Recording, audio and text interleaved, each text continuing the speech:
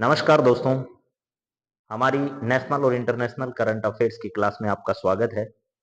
जैसा कि अक्सर हम लोग बातचीत करते हैं आप लोगों के साथ, पिछले 2 दिन से हो सकता है आपको क्लास नहीं मिली है, तो उस वजह से कुछ ड्यूटी की वजह से क्लास जो है वो नहीं हो पाई रिकॉर्ड, लेकिन अब आप लोगों के पास रेगुलर क्लास जो है वो उपलब्ध होगी। तो आप सबका स्वागत है। आगामी राजस्थान में होने वाली तमाम भर्ती परीक्षाओं के लिए क्लास इंपॉर्टेंट है। वैसे नेशनल और इंटरनेशनल करंट अफेयर्स मुख्यतः कौन सी परीक्षाओं में पूछा जाएगा मैं क्लियर कर देता हूँ। वीडियो के एग्जाम में, इसके अलावा आपको फर्स्ट ग्रेड का जो एग्जाम होगा उसमें, इन 2 एग्जाम में, और पटवार में कुछ एक सवाल इससे आ सकते हैं। ठीक है, तो यहाँ पर आपको ध्यान रखना है कि वीडियो और फर्स्ट ग्रेड के एग्जाम में सबसे ज्यादा सवाल आपके नेशनल और इंटरनेशनल करंट अफेयर्स के आएंगे, और कुछ घटनाएं जो आरएस मुख्य परीक्षा में पूछी जाएगी। हालांकि ऑब्जेक्टिव तरीके से कोई सवाल वहां नहीं आएगा, लेकिन आगामी आरएस भर्ती जल्दी ही आने वाली है, उसकी भी अगर आप तैयारी कर रहे हैं तो इस क्लास को आप रेगुलर देख सकते हैं। तो चलिए हम लोग शुरुआत करते हैं आज की कहानी की। इससे के नीचे के स्तर के सारे एग्जाम इसके साथ कवर होंगे, आपको उसके बारे में चिंता करने की बिल्कुल भी आवश्यकता नहीं है। सबसे पहले सवाल को हम शुरू करते हैं। असम राज्य सरकार ने क्या योजना की घोषणा अभी हाल ही में की है? असम आपको पता है भारत के पूर्वोत्तर राज्यों में क्या है, शुमार है। ठीक है, पहले अरुणाचल प्रदेश वाले इधर पूरे क्षेत्र में असम एक बड़ा राज्य हुआ करता था, बाद में इसके विभाजन हो गए। तो यहाँ पर यह कहा गया है कि यहाँ पर कौन सी घोषणा जो है वो अभी हाल ही में यहाँ पर की गई है, ऐसा आपको बताना है। नई राजधानी बनाने की, नया उपग्रह लॉन्च करने की, नई मेट्रो परियोजना शुरू करने की, नई हवाई अड्डा बनाने की। तो पूर्वोत्तर राज्य में शुमार असम ने अपना एक उपग्रह लॉन्च करने की क्या कर दी है, घोषणा कर दी है। आप लोगों को मालूम होगा कि पूर्वोत्तर में कृषि व्यवस्था जो है वो कितनी कठिन है। हालांकि पूर्वोत्तर के राज्य भारत के अन्य राज्यों से बहुत समृद्ध भी हैं, बहुत एडवांस भी हैं, और सिक्किम जैसे राज्य जो है वो पूर्णतः अपने आप को ऑर्गेनिक राज्य घोषित भी कर चुके हैं। तो यहाँ पर असम जो है वो अपना नया उपग्रह लॉन्च करने की क्या कर रहा है, तैयारी कर रहा है। इसने अभी हाल ही में ये घोषणा की। असम की राजधानी आपको पता होगा कौन सी है भैया जी, दिसपुर है। और असम के मैप के बारे में भी हम लोग थोड़ी चर्चा यहाँ पर करेंगे। उससे पहले जानते हैं क्या है मामला। यहाँ पर असम सरकार ने ये घोषणा हाल ही में की है कि वो अपना एक उपग्रह क्या करेंगे, लॉन्च करेंगे। ये उपग्रह जो है वो राज्य के संचार, मौसम और कृषि क्षेत्र में क्या करेगा, मदद करेगा। यानी मौसम की स्थिति कैसी है, संचार व्यवस्थाओं को अच्छा करने के लिए और कृषि क्षेत्र में मदद साबित करने के लिए ऐसा किया गया है। ये भारत का पहला राज्य स्तरीय क्या है, उपग्रह होगा। इस परियोजना का उद्देश्य राज्य के तकनीकी विकास को क्या करना है साहब, बढ़ावा देना है। तो राज्य के तकनीकी विकास को बढ़ावा देने के लिए इसकी क्या की गई है, शुरुआत यहां पर की गई है, ऐसा आपको समझना है। तो राज्य में तकनीकी विकास को और ज्यादा समृद्ध करने के लिए और ज्यादा बढ़ावा देने के लिए इसकी शुरुआत है यहां पर की गई है। असम के अगर मैप की मैं बातचीत आप लोगों से करूं तो जरा देख लीजिएगा। हालांकि मैंने सभी राज्यों को यहाँ रिप्रेजेंट करने का प्रयास किया है, लेकिन उसके बावजूद आप यहाँ एक राज्य को बड़ा अच्छे ढंग से देख पाओगे, उसी को मैं आपके सामने डिनोट करने का प्रयास करता हूं। और वो राज्य आपका कौन सा है, असम है। ठीक है, यहाँ देखिए पूर्वोत्तर के बांग्लादेश के पास अगर जो भी राज्य की बात करनी हो, ये पूर्णतः एचडी मैप आपके सामने मैं रखने जा रहा हूं। तो यहाँ पर आप लोग असम को देख सकते हैं आसानी से। ये पूरा का पूरा बांग्लादेश है। एक ओर से ये बांग्लादेश से अपनी सीमा जो है वो साझा करती है, और ये ब्रह्मपुत्र नदी जो है वो असम से होते हुए ही कहा जाती है, बांग्लादेश में। बाद में इसमें पता होगा आपको मेघना नाम जो है उस नाम से भी इधर गंगा नदी जो है वो आती है, और बांग्लादेश होते हुए यहाँ पर ये दोनों धाराएं जो है वो मिल जाती है। तो ये नदी जो है वो कौन सी है आपकी, ब्रह्मपुत्र नदी है, जो बड़ा भाग इसका असम से होकर गुजरता है। दिसपुर इसकी राजधानी है। यहाँ पर इसकी सीमा जो है वो बांग्लादेश से टच होती है, इधर इसकी सीमा पश्चिमी बंगाल से। तो भारत का एक राज्य जिसकी पश्चिमी से, और इसके साथ अरुणाचल प्रदेश के साथ भी इसकी सीमा लगती है। इधर अगर बातचीत करें तो इसकी सीमा नागालैंड से भी लगती है। दूसरी बात अगर करें तो इसकी सीमा मणिपुर से भी लगती है। इसकी सीमा जो है वो त्रिपुरा से भी लगती है, इसकी सीमा मिजोरम से भी लगती है। और 2 ऐसे देश हैं जिसके साथ इसकी सीमा लगती है। एक तो कौन सा है, बांग्लादेश है। ठीक है, बांग्लादेश की सीमा। और एक कौन सा है, भूटान। यानी 2 बी से स्टार्ट होने वाले देशों के साथ भी असम की सीमा साझा करती है। प्लस ये ध्यान रखना, बांग्लादेश के साथ इसकी 2 बार सीमा लगती है, एक बार यहां पर है और एक बार यहां पर है। बांग्लादेश के साथ असम की सीमा कितनी बार लगती है, 2 बार लगती है। यहां से भी सीमा टच होती है और यहाँ से भी सीमा। इसके अलावा भारत के पूर्वोत्तर के सभी राज्यों के साथ ये सीमा बनाता है। देखो मेघालय के साथ सीमा है, मेघालय के अलावा अरुणाचल प्रदेश से है, नागालैंड से है, मणिपुर से है, मिजोरम से है और त्रिपुरा से। पूर्वोत्तर के सभी राज्यों के साथ सीमा बनाने वाला राज्य भी कौन सा हो गया है आपका? असम हो गया है। तो असम के बारे में इतनी डिटेल आपको जरूर याद रखनी है। दिसपुर मैंने बता दिया इसकी राजधानी है, और जो हमारी ब्रह्मपुत्र नदी है उसका बड़ा भाग इसके साथ क्या करता है, इसके अंदर से होकर गुजरता है, और आगे चलकर यह नदी जो है वो बांग्लादेश के अंदर चली जाती है। चलिए तो नेक्स्ट सवाल के बारे में हम लोग चर्चा करते हैं। मैप से रिलेटेड कोई फिर सवाल आएगा तो आप लोगों से और चर्चा मैं कर लूंगा मैप से रिलेटेड, लेकिन अभी हम लोग बढ़ते हैं अगले क्वेश्चन की ओर। जो हमारा अगला सवाल होगा उस पर चर्चा करते हैं। ठीक है सर, तो यहां पर देखिएगा आपका सवाल क्या होने वाला है। हालांकि मैं इस मैप को वहां पर भी इंक्लूड कर दूंगा, लेकिन एक बार चलिए नेक्स्ट। अरे भाई क्या बात है इसके। ठीक है, यहाँ पर हमारा सवाल जो है वो 2 नंबर, पहले सवाल पर पूरी विस्तृत चर्चा हमारी हो गई है। अब हम लोग करते हैं चर्चा दूसरे सवाल पर। दूसरा हमारा पॉइंट जो है वो इसरो है। इसरो ने किस इंजन का परीक्षण सफलतापूर्वक हाल ही में किया है? Semi cryogenic engine SE100, semi cryogenic engine जो है वो 2000, semi cryogenic engine SE3000, semi cryogenic engine जो है वो 4000। इनमें से कौन सा आपका इसका राइट आंसर होगा, ये आपको बताना है। तो मेरे हिसाब से आप अच्छे से समझ गए होंगे। SE2000 नाम का एक क्रायोजेनिक इंजन जो है उसका अभी हाल ही में इसरो के द्वारा क्या किया गया, सफल परीक्षण किया गया। यहाँ पर ये जो है वो एक ताकतवर इंजन में शुमार होगा। इसरो की बात मैं पहले ही आप लोगों को बता चुका हूं कि इसरो जो है इसकी स्थापना 15 अगस्त के दिन की गई थी। 15 अगस्त 1969 को इसकी क्या की गई थी, स्थापना की गई थी। और ये जो स्थापना है वो अपने आप में अविस्मरणीय इसलिए साबित हो गई है, इसरो आज दुनिया की सबसे एडवांस टेक्नोलॉजी से लेस एक अंतरिक्ष एजेंसी बन चुकी है। अभी हाल ही में आपको पता होगा गगनयान जो है, गगनयान मिशन को लेकर के भी हम लोग आगे बढ़ रहे हैं। इसके अलावा अमेरिका के साथ, अमेरिका की नासा जो है उसके साथ मिलकर भी हम लोग एक मिशन को जो है वो अंजाम देने वाले हैं। चलिए इसके बाद अगर बातचीत करें, SE2000 क्रायोजेनिक इंजन जो है वो 2000 वाला है। SE2001 सेमी क्रायोजेनिक इंजन है। यह इंजन भारी उपग्रहों को लॉन्च करने में मदद करेगा। इस परीक्षण से इसरो की लॉन्च क्षमता में जो है वो वृद्धि होगी। इसरो की स्थापना जो है वो आपको मैंने बता दी है 15 अगस्त 1969 को ही। इसके संस्थापक विक्रम साराभाई हैं, और इस उन्हीं के प्रयासों से इसरो की स्थापना की गई थी। भारतीय अंतरिक्ष कार्यक्रम के जनक इनको कहा जाता है, और इसरो का जो मुख्यालय है वो आपको पता है बेंगलुरु के अंदर इसका मुख्यालय। नेक्स्ट सवाल, भारत ने किस देश से आयातित जल उपचार रसायन पर एंटी डंपिंग शुल्क जो है वो अभी हाल ही में लगाया है? भारत ने किस देश से आयातित जल उपचार रसायन पर एंटी डंपिंग शुल्क जो है, एंटी डंपिंग शुल्क जो है वो लगाया है? तो यहां पर क्या सही जवाब होगा? चीन या जापान होगा, अमेरिका या जर्मनी होगा, दक्षिणी कोरिया या थाईलैंड होगा, और रूस और ब्राजील होगा। भारत ने किस देश से आयातित जल उपचार रसायन जो है, जल का उपचार करने वाले जो रसायन है उन पर एंटी डंपिंग जो है शुल्क लगाने का मिशन जो है वो छेड़ दिया है? तो दक्षिण कोरिया और थाईलैंड नहीं है, रूस और ब्राजील भी नहीं है, या तो अमेरिका और जर्मनी है या चीन और जापान है। आपके हिसाब से इसका सही जवाब क्या है? चलिए तो देखते हैं। यहाँ पर सही जवाब है इसका चीन और जापान जो देश हैं इन पर यह प्रतिबंध लगाया। यह शुल्क $986 होगा प्रति टन के हिसाब से।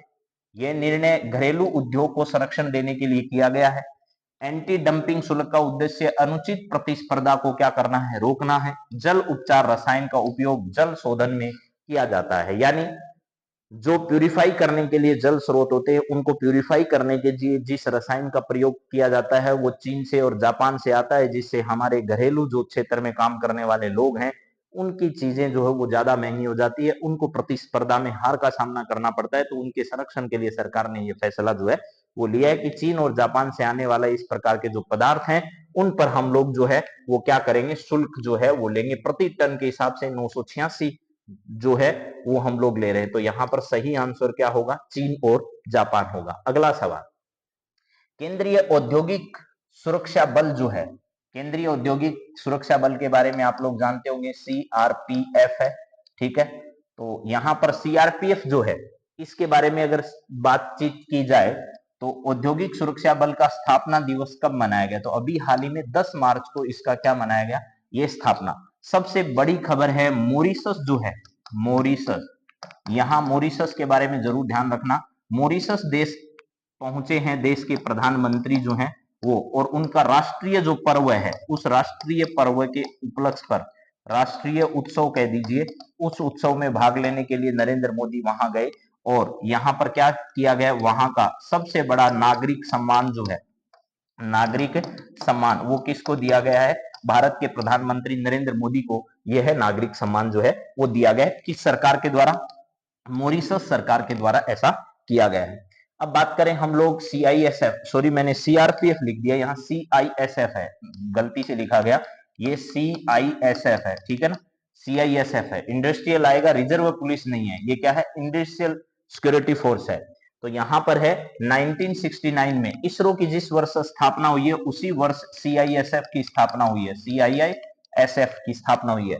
ये बल औद्योगिक इकाइयों की सुरक्षा के लिए जिम्मेदार है, यानी भारत सरकार के द्वारा जो स्थापित किए गए उद्योग हैं उनकी सुरक्षा करने की जिम्मेदारी इनके पास है। सीआईएसएफ भारत के प्रमुख अर्धसैनिक बलों में से एक है। यह दिवस बल के योगदान को सम्मानित करने के लिए मनाया जाता है। सीआईएसएफ का मुख्यालय जो है वो कहां पर है, नई दिल्ली के अंदर स्थित है। अगले सवाल की बात करें तो world audio visual and entertainment summit जो है, इसका आयोजन अभी हाल ही में कहां पर किया गया, तो world audio visual and entertainment summit जो है, इसका आयोजन अभी हाल ही में दिल्ली, मुंबई, बेंगलुरु, चेन्नई, इनमें से कहां पर किया गया, आपको यह बताना है। तो देखिए, देश की राजधानी दिल्ली है, देश की आर्थिक राजधानी मुंबई है, देश के आईटी क्षेत्र की राजधानी जो है वो क्या है, बेंगलुरु है। इनमें से world audio visual and entertainment summit जो है, इसका आयोजन कहां किया गया, तो इसके बारे में डिटेल जानते हैं। इसका आयोजन अभी हाल ही में मुंबई में किया गया, और ये समिट जो है वो ऑडियो और विजुअल जो है उसको मनोरंजन उद्योग से जोड़ने के लिए किया गया है। ये समिट महाराष्ट्र में जो है वो क्या की गई, आयोजित की गई। इसका उद्देश्य उद्योग के विकास को बढ़ावा देना है। वर्तमान में आपको पता है महाराष्ट्र के जो मुख्यमंत्री हैं, महाराष्ट्र के जो मुख्यमंत्री हैं वो कौन है, देवेंद्र फडणवीस है, और यहाँ के राज्यपाल जो है वो सीपी राधाकृष्णन है। इसके अलावा महाराष्ट्र में 2 डिप्टी सीएम भी हैं, क्या है जी, 2 डिप्टी सीएम भी हैं, और एक का नाम आपको पता ही है, एकनाथ शिंदे हैं, दूसरे अजीत पवार साहब हैं। तो यहाँ पर एकनाथ शिंदे और क्या है साहब, यहाँ पर अजीत पवार है। अजीत पवार ने अच्छा राजनीतिक स्ट्रोक खेला और अपने ही चाचा जी को क्या कर दी, पटकनी दे दी है, ठीक है। ऐसे ही एकनाथ शिंदे जी जो हैं, ये शिवसेना के प्रमुख बन चुके, वो शिवसेना जो कभी बाला साहब ठाकरे द्वारा स्थापित की गई थी, अब वो ठाकरे परिवार से किसके पास आ गई है, शिंदे के पास आ गई है। तो ये सारी बातें आपको ध्यान रखनी है। तो यहाँ पर सही जवाब मुंबई महाराष्ट्र होगा, मुंबई महाराष्ट्र इसका सही आंसर होगा। चलिए नेक्स्ट बात करते हैं। सूरत खाद्य सुरक्षा संस्कृति अभियान किसके द्वारा शुरू किया गया, तो अभी हाल ही में सूरत खाद्य सुरक्षा संस्कृति अभियान जो है, वहां पर देश के प्रधानमंत्री गए हुए थे दौरे पर, तो उनके द्वारा इसको शुरू किया गया है। इसके अलावा जो है एनिमल्स के लिए, ठीक है, एनिमल्स जो है इसके लिए वनतारा जो है, ठीक है, वनतारा इस नाम का एक अडानी परिवार द्वारा नहीं, बल्कि किस परिवार द्वारा, अंबानी परिवार द्वारा, अंबानी परिवार द्वारा तैयार किया गया एक इस प्रकार का वन्य जीव संरक्षण क्षेत्र जो है वो वनतारा के नाम से बनाया गया। उसका भी इनोग्रेट किसके द्वारा किया गया था, देश के प्रधानमंत्री द्वारा इसका उद्घाटन किया गया था। इसके अलावा वो सूरत में विभिन्न कार्यक्रमों में उन्होंने क्या किया, गुजरात के विभिन्न कार्यक्रमों में हिस्सा लिया, और सूरत खाद्य सुरक्षा संस्कृति अभियान की शुरुआत देश के प्रधानमंत्री द्वारा वहां से की गई। अब बात करें, यह अभियान खाद्य सुरक्षा को बढ़ावा देने के लिए शुरू किया गया है। इसका उद्देश्य खाद्य पदार्थों की गुणवत्ता को क्या करना है, सुनिश्चित करना है। भारत की पहली हाइड्रोजन ट्रेन किस मार्ग पर शुरू की गई है, भारत की पहली हाइड्रोजन ट्रेन कहां पर शुरू की गई है, तो ये ध्यान रखना हरियाणा के अंदर जो है वो शुरू की गई है, और ये जाएगी जिंद से लेकर के कहां पर, सोनीपत तक। जिंद से लेकर सोनीपत के बीच इस ट्रेन को क्या किया गया है, चलाया गया है हरियाणा के अंदर। हरियाणा में किसकी सरकार है, तो हरियाणा और पंजाब की संयुक्त राजधानी जो है चंडीगढ़ है, आपको पता है, और यहाँ पर सैनी जी की सरकार है, किसकी है, यहाँ पर सैनी जी की सरकार है। चेन्नई बेंगलुरु नहीं है, दिल्ली मुंबई नहीं है, कोलकाता पटना भी नहीं है, यहाँ पर है जिंद और सोनीपत। यह ट्रेन हाइड्रोजन ईंधन से चलेगी। हाइड्रोजन ट्रेन पर्यावरण के लिए अनुकूल है, इसीलिए पर्यावरण को संरक्षित करने के लिए ये सारे कदम उठाए जा रहे हैं। ये ट्रेन भारत के हरित ऊर्जा लक्ष्यों को पूरा करने में मदद करेगी। ये परियोजना भारतीय रेलवे द्वारा क्या की जा रही है, शुरू की जा रही है। इंडियन रेलवे द्वारा इस परियोजना को क्या किया गया, शुरू किया गया है। और IRCTC जो है, इसको मैंने पिछले दिनों ही आप लोगों को बताया है कि इसे क्या दिया गया है, कौन सी रतन कंपनी का दर्जा दिया गया है, आप लोगों को यह भी बताना है। ठीक है, चलिए नेक्स्ट सवाल पर बात करते हैं। नारी शक्ति से विकसित भारत सम्मेलन, नारी शक्ति से विकसित भारत, ये सम्मेलन अभी हाल ही में इनमें से कौन सी जगह हुआ? मुंबई में, नई दिल्ली में, बेंगलुरु में, कोलकाता। कोलकाता क्या है जी? पश्चिमी बंगाल। कोलकाता अंग्रेजों के जमाने से पॉपुलर जगह है। और बंगाल तो आप लोगों को पता है, कॉर्नवालिस का नाम सुना होगा आपने, विलियम बेंटिंग का नाम सुना होगा आपने, ये सारे नाम, वारेन हेस्टिंग्स का नाम सुना होगा। उस समय भी बंगाल चर्चा का विषय था। कभी बंगाल में ढाका जो क्षेत्र है, ढाका, मुर्शिदाबाद, क्या है, मुर्शिदाबाद, ये सब जो है ढाका और मुर्शिदाबाद यहाँ की राजधानियां हुआ करती थी। बाद में धीरे धीरे परिवर्तित होते हुए यहाँ की राजधानी बन गई कलकत्ता। और बंगाल का विभाजन होकर पूर्वी बंगाल और पश्चिमी बंगाल बने, लेकिन एक भाग तो पूरा देश ही बन गया जिसे बांग्लादेश कहते हैं, और एक अभी भी भारत का अभिन्न अंग बना हुआ है। आजकल सबसे बड़ी खबर आ रही है बलूचिस्तान से, पाकिस्तान का हिस्सा है। पीओके जो क्षेत्र हमारा पाकिस्तान के साथ चला गया था कुछ भाग, उसी क्षेत्र से जो जुड़ा हुआ एक भाग है बलूचिस्तान। अब बलूचियों ने वहां पर एक आंदोलन कर दिया है और उन्होंने कहा है कि हमारे एक स्वतंत्र राष्ट्र जो है वो बनाया जाए। पाकिस्तान सरकार की बड़ी मुश्किलें इस मामले में बढ़ रही है। तो यहाँ पर क्या होगा, इसका सही जवाब जानते हैं। यहाँ पर सही जवाब होगा नई दिल्ली। यह सम्मेलन महिला सशक्तिकरण को बढ़ावा देने के लिए आयोजित किया गया। इसमें विभिन्न क्षेत्रों की महिलाओं ने भाग लिया। इसका उद्देश्य महिलाओं के योगदान को सम्मानित करना है। आपको पता होगा 8 मार्च के दिन अंतर्राष्ट्रीय महिला दिवस मनाया जाता है। उसी दिन इस कार्यक्रम का आयोजन किया गया। रेखा गुप्ता जो है, क्या है जी, रेखा गुप्ता यहाँ की क्या बनी है, नई सीएम जो है वो बनी है। और महिलाओं के लिए इन्होंने 2500 रुपए की घोषणा जो की थी, उस घोषणा का ऐलान जो है वो 8 मार्च को कर दिया गया है। तो यहाँ पर सही जवाब आपको समझ आ गया होगा कि नई दिल्ली इसका राइट आंसर होगा। मुंबई देश की आर्थिक राजधानी, बेंगलोर आईटी सेक्टर का हब है, कोलकाता के बारे में हम लोग बातचीत कर चुके हैं। और पश्चिमी बंगाल में जो है वो ममता बनर्जी जो है इनका गढ़ माना जा रहा है। और ममता बनर्जी के यहाँ पर भी जो है वो सांप्रदायिक घटनाओं की खबरें पिछले 2-3 दिन से कई कई जगह आ रहे हैं, जहां भारत और पाकिस्तान का मैच तो नहीं था, लेकिन उसके बावजूद भी भारत जब चैंपियंस ट्रॉफी में जीता तो उसके बावजूद देश के अलग अलग हिस्सों से कई खबरें, अप्रिय घटनाएं आई जो कि इस देश के लोकतंत्र के लिए ठीक नहीं है। चलिए नेक्स्ट बात करते हैं। अगला सवाल है, राजस्थान कैबिनेट ने किस विधेयक की अभी हाल ही में मंजूरी दी है? तो राजस्थान विधेयक विधानसभा में नहीं बल्कि मंत्रिमंडल ने एक फैसला किया है कि अब कोचिंग जो इंस्टीट्यूट्स हैं उनको रेगुलेट करने के लिए एक कानून हम लोग विधानसभा में लेकर के आएंगे। तो यहाँ कोचिंग रेगुलेशन को लेकर के एक विधेयक लाए जाने की घोषणा सरकार के द्वारा अभी हाल ही में की गई है। कोचिंग सेंटर को रेगुलेट करने के लिए कानून जो है वो लाया जाएगा। अगर राजस्थान की बातचीत की जाए तो आप सब लोगों इससे परिचित हैं कि यहाँ की राजधानी जो है वो क्या है जी, जयपुर है। और सीएम जो है वो भजन लाल जी शर्मा है, भजन लाल जी क्या है, शर्मा है। और इसके अलावा यहाँ के गवर्नर की बातचीत अगर की जाए तो यहाँ पे गवर्नर भी आप लोगों को याद होना चाहिए। कौन है यहाँ के गवर्नर बताना है। अभी इसी क्लास में हम लोग उनके बारे में कई सवालों पर चर्चा जो है वो करने वाले हैं। तो सबको याद होगा हरि भाऊ बागड़े जो है, हरि भाऊ बागड़े, हरि भाऊ बागड़े जो हैं वो क्या हैं जी, यहाँ के राज्यपाल हैं। ठीक है जी। और इन्होंने जो है 31 जुलाई को, कब जी, 31 जुलाई को 2024 में, 31 जुलाई 2024 को राजस्थान के गवर्नर के पद को सुशोभित करना शुरू किया था।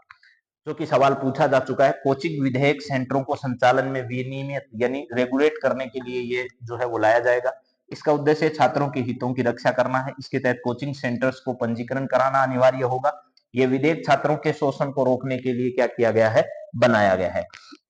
नीता अंबानी को अभी हाल ही में, नीता अंबानी आपको पता है, ठीक है, अंबानी परिवार का पूरा जिम्मेदारी जो नीता अंबानी निभा रही है, किस पुरस्कार से अभी हाल ही में सम्मानित किया? नोबेल पुरस्कार इनको नहीं मिला, पद्म श्री, ग्रेमी अवार्ड नहीं, बल्कि यहाँ पर सही आंसर है ह्यूमैनिटेरियन अवार्ड जो है वो दिया गया। और मैंने बता दिया है कि एनिमल, ठीक है, इन एनिमल्स की सुरक्षा के लिए नीता अंबानी द्वारा या अंबानी परिवार द्वारा वनतारा नाम का एक बहुत ही शानदार जगह जो है यहाँ पर बनाया गया, वनतारा, वनतारा नाम से, ठीक है, वनतारा इस नाम से क्या किया गया है, एक सुंदर जगह जो है वो बनाई गई है, किसके द्वारा, यहाँ पर नीता अंबानी परिवार के द्वारा गुजरात के अंदर। ह्यूमैनिटेरियन अवार्ड जो है अंबानी परिवार को दिया गया है।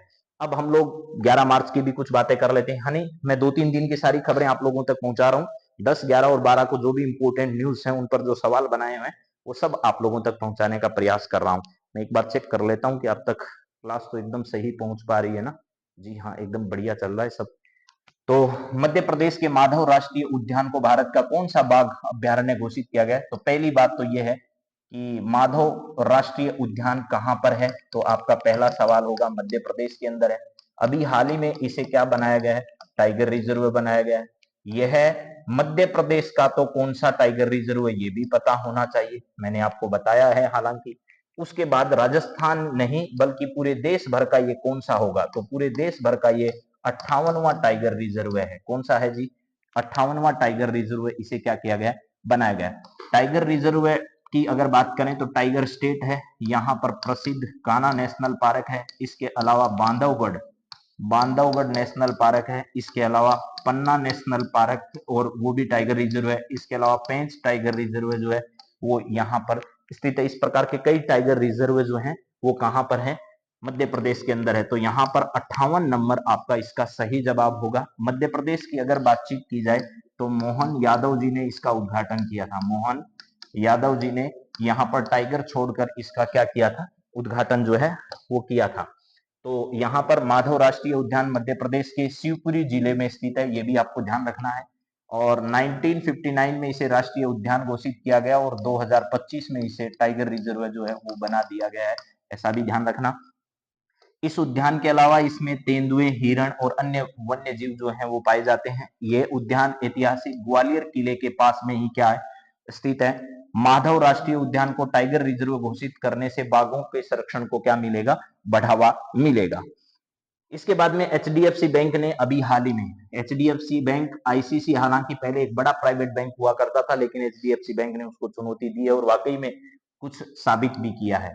तो भारतीय वायुसेना जो है, भारतीय वायुसेना के पेंशन भोगियों के लिए कौन सी परियोजना अभी हाल ही में शुरू की है, तो यहाँ प्रोजेक्ट वीर नहीं है, प्रोजेक्ट सक्षम नहीं है, प्रोजेक्ट गगन नहीं है, यहाँ पर प्रोजेक्ट HKK, ये जो प्रोजेक्ट है इसको अभी हाल ही में इंडियन एयरफोर्स जो है, ठीक है, इंडियन एयरफोर्स जो है उसके पेंशन भोगी जो है उनके लिए शुरू की गई। और किस बैंक के द्वारा शुरू की गई है, एचडीएफसी जो बैंक है ये किस क्षेत्र का बैंक है, ये याद रखिएगा, प्राइवेट सेक्टर का बैंक है, प्राइवेट सेक्टर का बैंक है। लेकिन आरबीआई के रूल्स जो है इसको फॉलो करने पड़ते हैं। आरबीआई की स्थापना 1 अप्रैल के दिन की गई थी, जो जल्द आने वाली है, 1 अप्रैल 1935 को। और शक्तिकांत दास जो है, कौन है, शक्तिकांत दास, ये वर्तमान में इसके क्या है जी, गवर्नर है। तो आपको सबको याद हो गया होगा।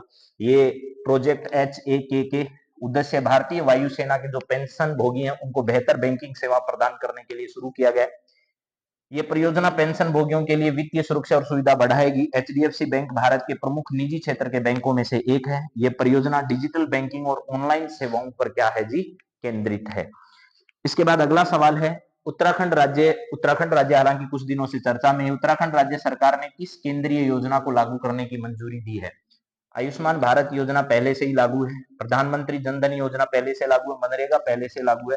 वहां पर राष्ट्रीय पेंशन प्रणाली जो एनपीएस है, ठीक है, न्यू पेंशन स्कीम इसका नाम है। इस पेंशन स्कीम या नेशनल पेंशन स्कीम आप लोग इसे कह दो, ठीक है। और ओपीएस पुराने वाली है, ओल्ड पेंशन स्कीम, और एक है एनपीएस, एक सरकार यूपीएस और लाने की तैयारी कर रही है। तो ये 3 पेंशन स्कीम जो है वो आपको ध्यान रखनी है, एक है ओपीएस, एक एनपीएस, एक यूपीएस। जो सेवा में है वो ऑलरेडी इस बारे में जानते होंगे।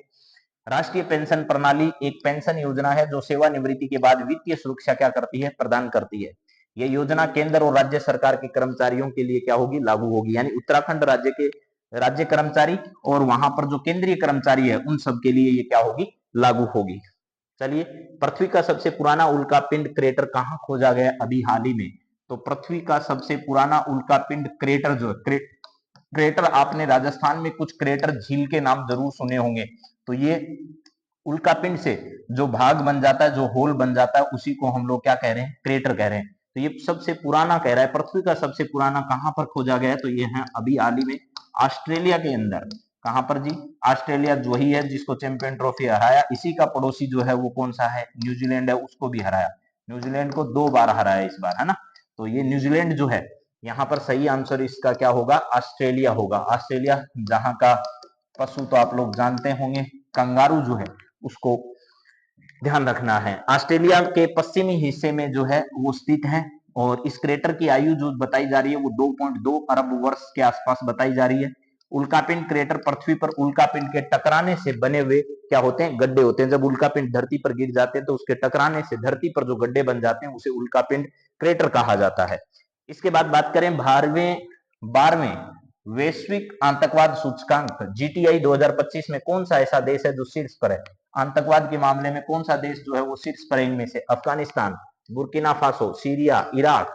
तो इनमें से कौन सा देश आपको लग रहा है कि टॉप पर है? तो अभी हाल ही के दिनों में चर्चा में है, बुर्किना फासो जो है वो इसमें आतंकवाद में टॉप है। वैश्विक आतंकवाद सूचकांक में प्रभाव को मापने का एक सूचकांक है। बुर्किना फासो पश्चिमी अफ्रीका में एक देश है, और यहां पर यह सूचकांक institute for economics and peace IEP जो है उसके द्वारा जारी किया जाता है। जीटीआई में भारत की रैंकिंग पिछले वर्ष से क्या हुई है, सुधरी हुई है।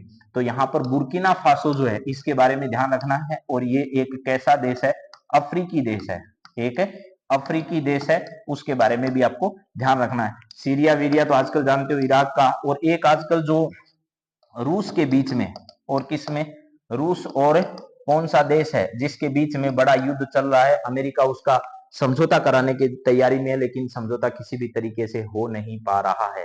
तो ये क्षेत्र बड़े ऐसे हैं जहां पर युद्ध की तैयारियां जोर शोर से जो है वो चल रही है। यहां पर बात करें आगे वाले सवाल पर, असम की इलेक्ट्रॉनिक सिटी का नया नाम क्या है? अभी थोड़ी देर पहले असम ने हमें बातचीत की थी, नया उपग्रह लॉन्च करने की तैयारी में है। तो असम की इलेक्ट्रॉनिक सिटी का नया नाम क्या है? अंबानी इलेक्ट्रॉनिक सिटी तो नहीं है साहब, अडानी इलेक्ट्रॉनिक सिटी नहीं है, बिरला इलेक्ट्रॉनिक सिटी नहीं है, रतन टाटा इलेक्ट्रॉनिक सिटी असम ने अपना नाम जो है वो रखा है। और असम के बारे में मैंने बता दिया, पूर्वोत्तर का राज्य है, पूर्वोत्तर का भाग है। इसके अलावा कौन से देश हैं जिससे इसकी सीमा लगती है? तो बांग्लादेश, ठीक है, बांग्लादेश के साथ और भूटान के साथ इसकी क्या होती है जी, सीमा साझा होती है। और पूर्वोत्तर में अरुणाचल प्रदेश के साथ, अरुणाचल के साथ, इसके अलावा इधर बातचीत की जाए तो पश्चिमी बंगाल के साथ, इधर बातचीत की जाए तो मणिपुर के साथ, मणिपुर के साथ, इसके अलावा मेघालय के साथ, मेघालय के अलावा अगर बातचीत की जाए तो मिजोरम के साथ, मिजोरम, मिजोरम के अलावा त्रिपुरा के साथ, त्रिपुरा के अलावा नागालैंड के साथ, नागालैंड के साथ, इन सब के साथ ये क्या करता है, अपनी सीमा साझा करता है। और असम जो है वो आपको ये बताया है मैंने कि इसके पूर्वोत्तर में स्थित है, और दिसपुर यहाँ की क्या है जी, दिसपुर यहाँ की राजधानी है। इतना तो एक एक स्टेट के बारे में भी अगर रोज थोड़ा थोड़ा याद करोगे तो बहुत सारी चीजें हो जाएगी। रतन टाटा इलेक्ट्रॉनिक सिटी इसका नाम रखा गया। ये इलेक्ट्रॉनिक सिटी असम के गुवाहाटी में क्या होगी भाई साहब, स्थित होगी। इस नामकरण से असम में इलेक्ट्रॉनिक उद्योग को बढ़ावा मिलेगा। ये परियोजना राज्य सरकार और निजी क्षेत्र के सहयोग से चलाई जा रही है। रतन टाटा ने भारत के औद्योगिक विकास में महत्वपूर्ण योगदान जो है वो क्या किया है, दिया है। कनाडा के अगले प्रधानमंत्री इनमें से जस्टिन ट्रूडो नहीं होंगे, एंड्रयू शियर नहीं होंगे, जगमीत सिंह नहीं होंगे, मार्क कार्नी जो है, मार्क कार्नी जो है वो कनाडा के अगले प्रधानमंत्री होंगे। कनाडा क्या है जी, ये आपका उत्तरी अमेरिका है। एक तरफ आपने यूएसए का नाम सुना होगा, और यहाँ एक देश है जिसका नाम क्या है जी, कनाडा है। कनाडा को मिनी पंजाब के नाम से भी जाना जाता है। किसके नाम से? मिनी पंजाब, इसलिए क्योंकि बहुत बड़ी पंजाबी आबादी जो है वो कहां पर रहती है, यहाँ पर रहती है। इससे पहले जस्टिन ट्रूडो भी वहां के प्रधानमंत्री थे। तो मार्क कार्नी लिबरल पार्टी के नेता हैं जो यहाँ के प्रधानमंत्री बने। कनाडा के पूर्व वित्त मंत्री रह चुके हैं। कार्नी ने बैंक ऑफ इंग्लैंड के गवर्नर के रूप में कार्य किया है। इन्हें आर्थिक नीतियों और वैश्विक वित्तीय प्रबंधन में विशेषज्ञता भी क्या है जी, प्राप्त है। अगला सवाल आपकी स्क्रीन पर आ चुका है, जरा बताइएगा। हम चेक भी करते रहते हैं कि आप तक वीडियो एकदम सही से पहुंच रहा है ना। जी हाँ, एकदम सही पहुंच रहा है। भारत ने किस टूर्नामेंट में न्यूजीलैंड को हराकर खिताब जीता? सब लोग जानते हैं न्यूजीलैंड को हमने चैंपियंस ट्रॉफी 2025, चैंपियन ट्रॉफी 2025 में हो रहा है। और भारत चैंपियन ट्रॉफी कितनी बार जीत चुका है तो आप सब लोग जानते हैं। भारत ने यह ट्रॉफी जो है वो कहां पर, दुबई में खेले गए, दुबई के अंदर खेले गए मैच में हराया। इस बार इसका होस्ट करता जो देश था वो कौन था, पाकिस्तान था। ठीक है, और इसके अलावा बताना है man of the series, man of the series जो है, मैन ऑफ द सीरीज किसको दिया गया था, तो आप लोगों को सबको पता होगा, रविंदर जो है उनको दिया गया था। ये कहाँ के खिलाड़ी हैं, ये न्यूजीलैंड के खिलाड़ी हैं, न्यूजीलैंड के खिलाड़ी हैं जिनको यह पुरस्कार जो है वो दिया गया था। फाइनल मैच में जो है वो चैंपियन ट्रॉफी में भारत जो है वो जीत गया था। मैन ऑफ द सीरीज का पुरस्कार किसे दिया गया ये भी पता है।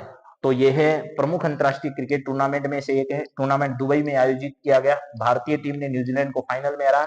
यह भारत की चैंपियन ट्रॉफी में तीसरी जीत है, यानी एक ट्रॉफी भारत की, दो ट्रॉफी भारत की और तीन ट्रॉफी भारत की, यानी ये तीसरी, पहली, दूसरी और तीसरी, तीन ट्रॉफी भारत जो है वो चैंपियंस में जीत चुका है।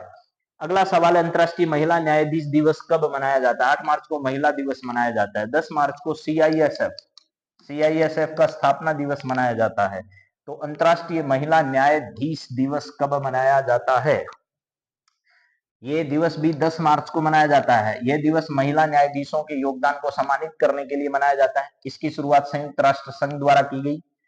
यह दिवस लैंगिक समानता और न्यायिक प्रणाली में महिलाओं की भूमिका को बढ़ावा देता है। आपको पता होगा केबीसी में एक सवाल पूछा गया था और कई परीक्षाओं में भी पूछा गया है। भारत की पद्म पुरस्कार से सम्मानित पहली महिला न्यायाधीश, पहली महिला न्यायाधीश जो सुप्रीम कोर्ट में न्यायाधीश रही, सुप्रीम कोर्ट की पहली महिला न्यायाधीश जो पद्म पुरस्कार से सम्मानित रही, वो फातिमा बीबी, जिसका निधन हो चुका, फातिमा बीबी जो है वो रही थी, ऐसा आपको पता होना चाहिए। यह दिवस महिला न्यायिक क्षेत्र में प्रोत्साहन प्रदान करने के लिए आयोजित किया जाता है। अमेरिका ने किस डिजिटल मुद्रा के लिए राष्ट्रीय रिजर्व की स्थापना कर दी है? राष्ट्रीय रिजर्व बैंक मान लो, या फिर जो डिजिटल मुद्रा है उसके लिए स्थापना कर दी है किसने? अमेरिका ने।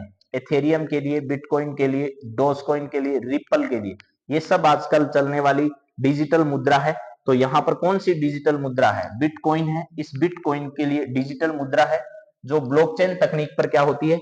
आधारित होती है। अमेरिका का यह कदम डिजिटल मुद्रा के प्रति उसकी रणनीतिक रुचि को दर्शाता है।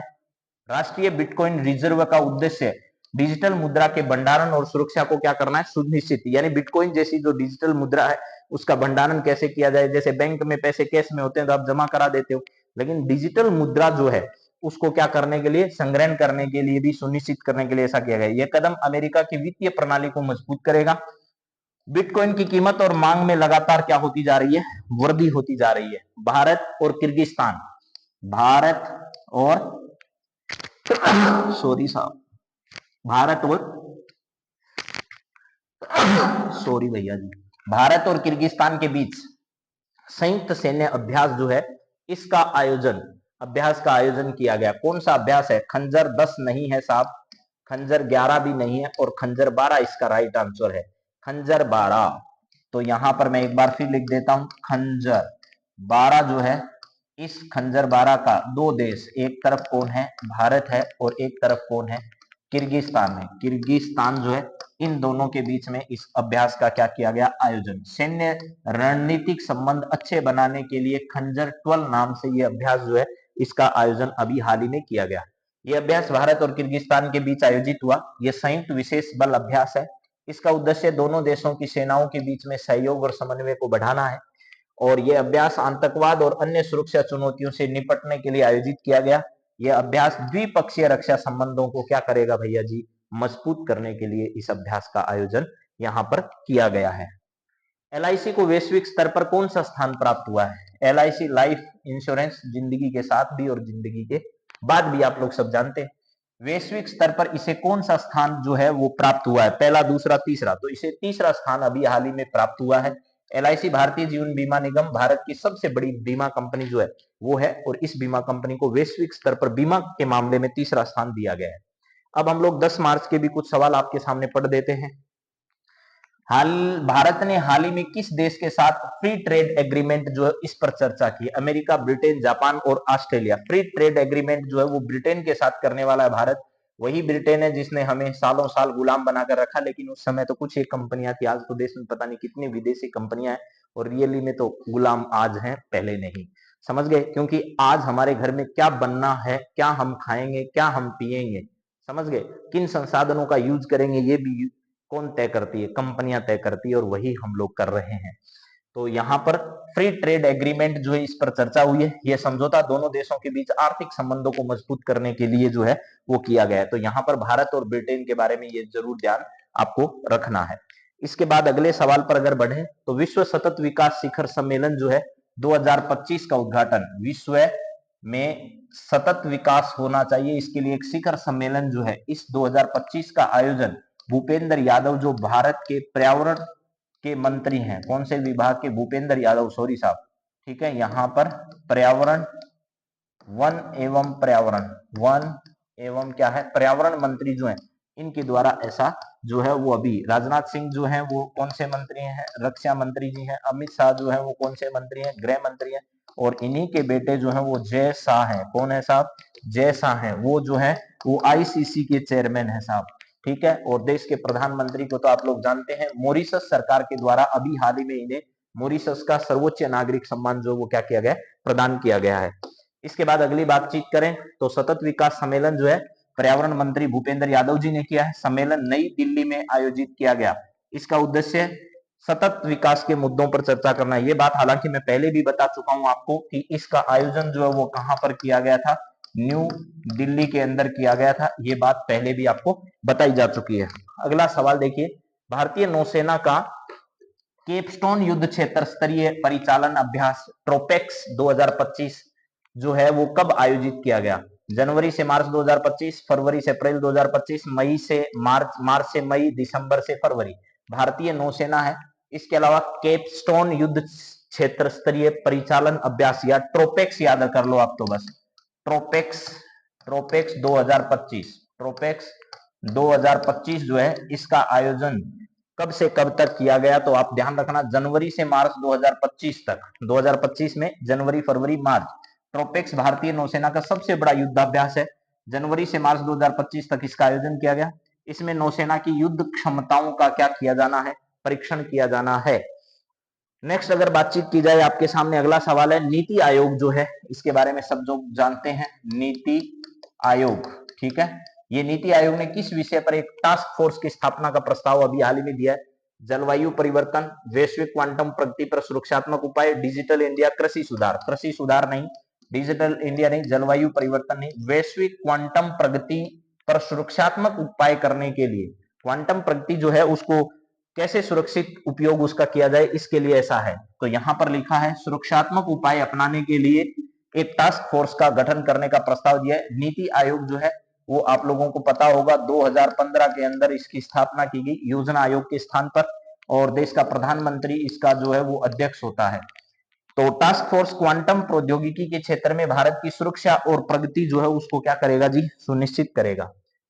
ईस्ट कोस्ट रेलवे ने ट्रेन की गति और सुरक्षा बढ़ाने के लिए कितनी राशि की बाड़ लगाने की परियोजना शुरू की है? 1000 करोड़ रुपए की ईस्ट कोस्ट रेलवे जो है, ईस्ट कोस्ट रेलवे ने ट्रेन की गति और सुरक्षा बढ़ाने के लिए जो है वो हर जगह, यानी कई जगह ऐसा होता है जहां पर जो है कोई सुरक्षा उपाय रेलवे के द्वारा किए गए लेकिन फिर भी पर्याप्त नहीं है, तो कुछ जगह पर पर्याप्त मात्रा में स्पीड जो है उसको बढ़ावा देने के लिए इस प्रकार की जो बाड़ है वो रेलवे द्वारा लगाई जाएगी। उस पर 1000 करोड़ रुपए का सरकार रेलवे पर खर्चा करेगी।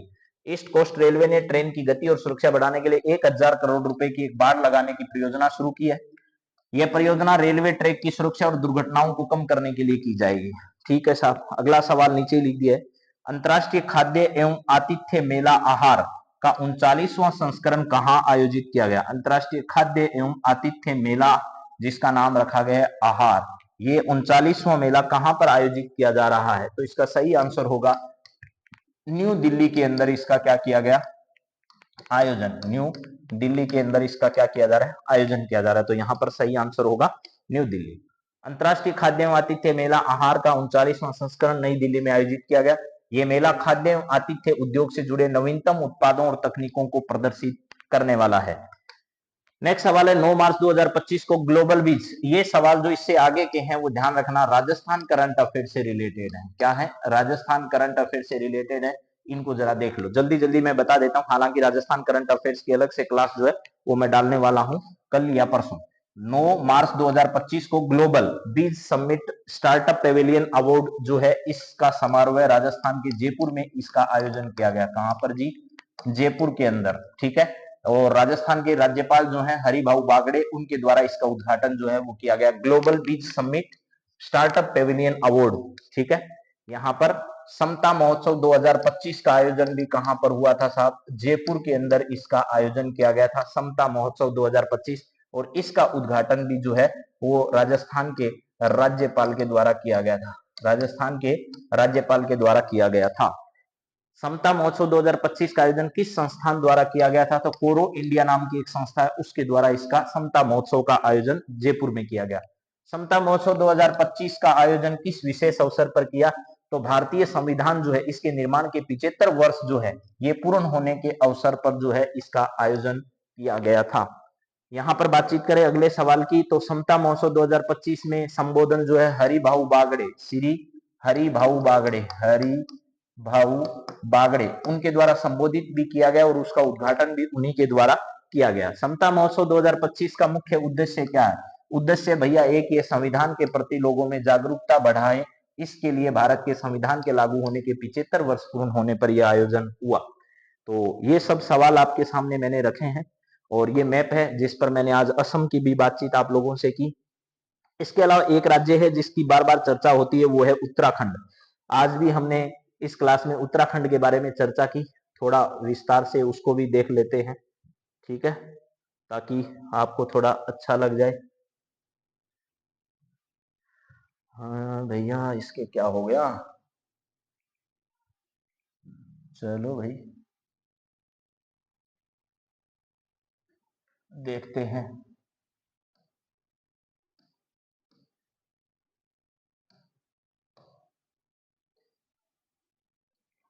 राधे राधे। तो देखिए यहाँ पर उत्तराखंड जो है इसकी हिमाचल प्रदेश से, नेपाल से, उत्तर प्रदेश से और थोड़ी सी सीमा इसकी हरियाणा के साथ टच होती है।